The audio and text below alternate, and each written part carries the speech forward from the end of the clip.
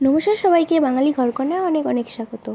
তো প্রায় 2 সপ্তাহ পর আমি আবার ভিডিও পোস্ট করছি, কারণ মাঝে আমার খুব জ্বর হয়েছিল, তার জন্য কোনো ভিডিও পোস্ট করতে পারিনি, মানে ভিডিও করতেই পারিনি।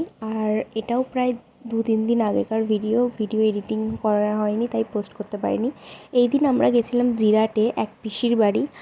তো এখানে ব্যান্ডেলে আমাদের প্রায় 1 ঘন্টা বসার পর ট্রেন এসেছিলো, কারণ অর্ধেক ট্রেন ক্যান্সেল ছিল। তারপরেই ট্রেন থেকে নেমে একটু লস্যি খেয়েই টোটো করে চলে গেলাম মেন গন্তব্যে, মানে পিসির বাড়িতে। আর গিয়ে আমি আগে ড্রেস চেঞ্জ করে নিয়েছি, করেই একটু শুয়ে পড়েছিলাম, কারণ একদম আর দিচ্ছিল না শরীর।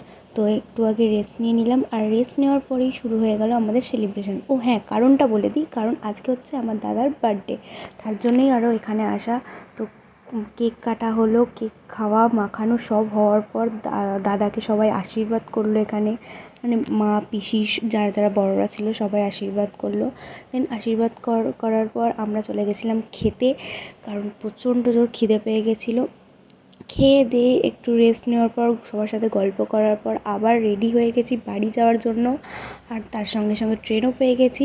তো চলো এখন আমি বাড়ি যাই, তোমরা ভিডিওটাকে লাইক করে দিয়ে যাও। টাটা।